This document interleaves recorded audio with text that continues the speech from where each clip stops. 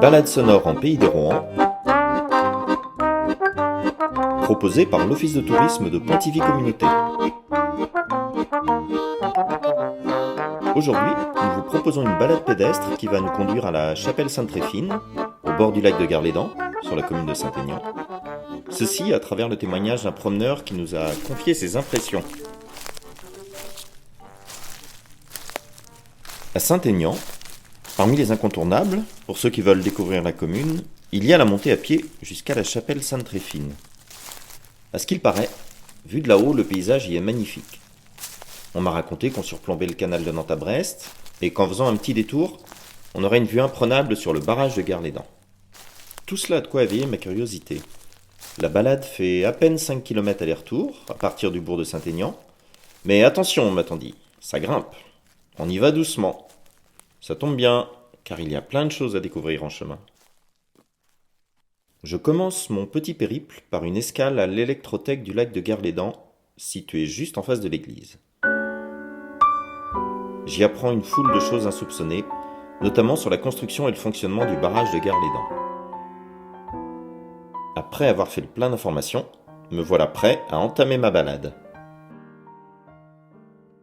À la sortie du bourg, après avoir passé la digue qui délimite le bassin de Saint-Aignan, un panneau m'indique « Observatoire ornithologique ».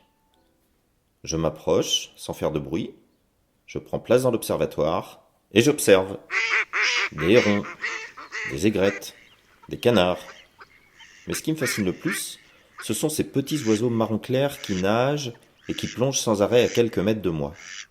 Ils ne m'ont pas vu, ils s'approchent au plus près et j'ai tout loisir de les observer. J'apprendrai, en jetant un œil sur le panneau d'information, qu'il s'agit de grèbes castagneux. Castanea, en latin, c'est la châtaigne. On a dû les appeler castagneux en raison de leur jolie couleur châtain clair. Je reprends la route, qui rapidement devient un sentier, et qui s'engage dans ce qu'on appelle un chemin creux, bordé de 2 talus de près de 2 mètres de haut. Une spécificité de l'ouest de la France, héritée du Moyen-Âge. Un peu plus loin, j'aperçois une des 237 écluses du canal de Nantes à Brest. Il s'agit de l'écluse 119, la dernière qui n'ait pas été engloutie lors de la construction du barrage de Garlédan. Je ferme les yeux un instant et je m'imagine 150 ans en arrière. Un chaland de 26 mètres de long et de 130 tonnes, tiré par un cheval, s'apprête à entrer dans le sas de l'écluse. Je poursuis ma route. Les talus sont couverts d'une multitude de couleurs. Jacinthe des bois, stellaire holosté, compagnon rouge. J'aperçois soudain le barrage qui se dresse devant moi. Un ouvrage titanesque pour l'époque, 45 mètres de hauteur. J'observe la centrale électrique avec une date au fronton, 1930. Puis je reviens légèrement sur mes pas pour récupérer le chemin qui grimpe vers la chapelle. Et c'est parti pour 20 minutes de montée en zigzag dans la forêt de Kénécan, un des plus grands massifs forestiers bretons. Un peu plus loin, j'entends le chant d'un tout petit oiseau, le grimpereau des jardins. Son chant est très reconnaissable. Il est constitué de 6 notes qu'il enchaîne sans cesse.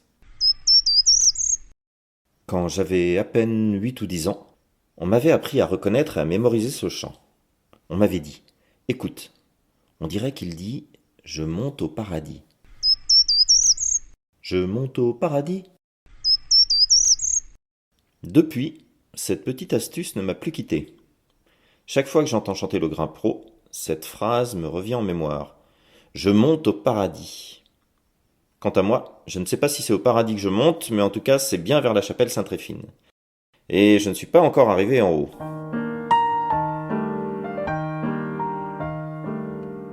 Une fontaine. L'endroit idéal pour une pause bien méritée. La fontaine est dédiée à saint Trémeur, le fils de sainte Tréphine. Sainte Tréphine, la malheureuse victime du redoutable Conomore. Mais cette histoire, nous vous la raconterons une prochaine fois. Je reprends mon bâton de marche et j'arrive à destination. Le point de vue est splendide. La chapelle, quant à elle, est assez récente, à peine plus d'un siècle. Surmontée d'un fin clocher, elle trône sur ce site que l'on appelle Castelfinance. Juchée sur son promontoire, qui surplombe le village de Saint-Aignan, Elle semble veiller sur le territoire. Il me reste à amorcer la descente. Je continue le chemin qui me mène jusqu'au lac avant de rejoindre le barrage. La petite demi-heure de retour me laisse tout le temps de réfléchir. On peut donc faire le tour du lac à pied, paraît-il, en 2 ou 3 jours. Ce sentier, que j'ai emprunté sur seulement quelques kilomètres, fait partie de ce tour du lac de 40 kilomètres. Voilà une formidable idée de séjour en Centre-Bretagne, à la rencontre d'un territoire, de son histoire et de ses habitants.